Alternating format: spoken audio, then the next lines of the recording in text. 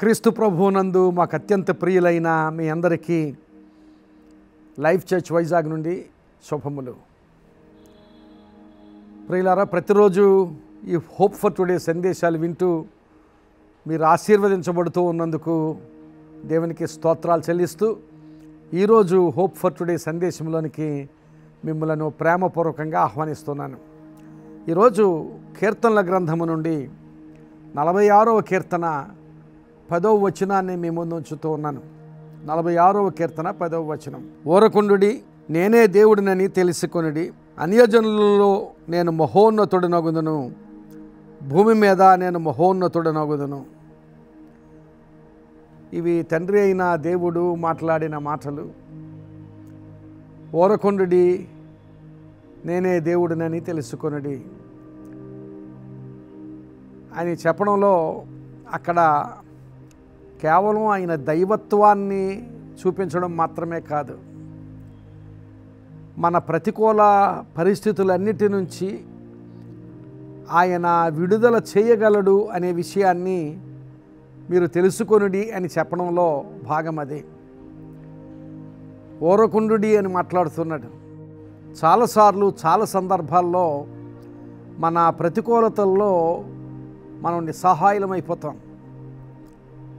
ఆ ప్రతికూలత నుంచి మనకు మనముగా ఎంత ప్రయత్నం చేసినా బయట పడగలిగే పరిస్థితులు మనకు కానరావు. అయినప్పటికీ కూడా ఇంకా ప్రయత్నం చేస్తూనే ఉంటాం. ఆ ప్రయత్నాలకు ఫలితాలు రాక చాలా ఒత్తిడికి గురవుతూ ఉంటాం. అలాంటి పరిస్థితులలో దేవుడు మాట్లాడుతున్నాడు, ఊరకుండుడి, నేనే దేవుడినని తెలుసుకొనుడి. ఇలాంటి సందర్భం ఒకటి ఇశ్రాయేలీయుల జీవితాల్లో జరిగింది. దేవుడు ఇశ్రాయేలీయులను ఐగుప్తు నుంచి విడిపించి బయటకు తీసుకుని వస్తూ ఉన్నప్పుడు వారు బయటకు వచ్చిన వెంటనే ఎర్ర సముద్రం వారికి ఎదురైంది. అక్కడి నుంచి ముందుకు సాగలేని స్థితి. వెనుకకు చూస్తే ఐగుప్తు రాజు అయిన ఫరో వీరిని మరలా తిరిగి తీసుకుని వెళ్ళిపోవడం కోసం సైన్యాన్ని తీసుకుని వస్తున్నాడు. ఎటు తోచని స్థితి. ఆ ప్రతికూలతలో ఇశ్రాయేలీయులందరూ నిస్సహాయులు. ఆ మాటకొస్తే నాయకుడైన మోషే కూడా నిస్సహాయమైన స్థితిలోనే ఉన్నాడు. అలాంటి స్థితిలో కూడా దేవుడు ఊరకుండుడి అని చెప్పడం, ఊరక నిలిచి ఉండి దేవుడు చేసే కార్యాన్ని చూడండి అని. ఈ దినాన్ని దేవుడు నీతో కూడా మాట్లాడుతున్నాడు. నీ భయంకరమైన ప్రతికూలతలో, ఆ ప్రతికూలత ఏదైనా అయి ఉండొచ్చు, నీ ఆరోగ్య సమస్య అయి ఉండొచ్చు, నీ ఆర్థిక పరిస్థితులు అనుకున్నట్లుగా లేక సతమతమైపోతూ ఉండొచ్చు, లేక నీ బిడ్డల జీవితాలు నీవు ఆశించిన స్థితిలో ఉండకపోవచ్చు, కుటుంబంలో సంబంధాలు ఆశించినట్లుగా ఉండకపోవచ్చు. ఇంకా ఏ ప్రతికూలమైన పరిస్థితి అయినా ఆ ప్రతికూలతలో నువ్వు చేయవలసిందంతా చేస్తూ ఉంటావు. అయినా పరిస్థితి మెరుగు కాక ఒత్తిడికి గురై, ఆ ఒత్తిడికి గురవుతున్నప్పటికీ ఇంకా ఏదో చేయాలని తాపత్రయపడుతూ ఉంటావు. అలాంటి స్థితిలో దేవుడు మాట్లాడుతున్నాడు, ఊరకుండుడి, నేనే దేవుడినని తెలుసుకొనుడి. ఈ మాట ఎంతైనా మనకు సమాధానం కలుగు చేసే మాట.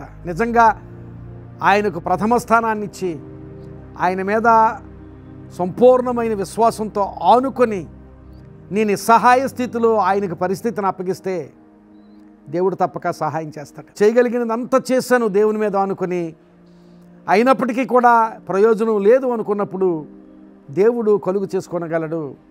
అందుకని అంటున్నాడు, ఊరకుండుడి, నేనే దేవుడినని తెలుసుకొనుడి. ఈరోజు ఒకవేళ నీవు ఏ ఒత్తిడికి గురైన నిస్సహాయ స్థితిలో ఉన్నావో, ఆ నిస్సహాయ స్థితిలో అలాంటి ఒత్తిడిలో కూడా ఇంకా ఏదైనా ప్రయత్నాలు చేస్తూ ఉంటే ఆ ప్రయత్నాలు నిన్ను ఇంకా కృంగజేస్తాయి, ఇంకా నిన్ను ఆ నిరుత్సాహానికి గురి చేస్తాయి. కానీ ఇక మెరుగైన స్థితి నీకు కనపడకపోవచ్చు. అలాంటి స్థితిలో సంపూర్ణంగా విశ్వాసంతో, ప్రభువా, ఇక నేనేమీ చేయలేను, నీకు అప్పగించుకుంటున్నానని చెప్పి దేవునికి నీ పరిస్థితిని అప్పగిస్తే ఊరకుండుడి, నేనే దేవుడినని తెలుసుకొనుడి అని దేవుడు మాట్లాడుతున్నాడు.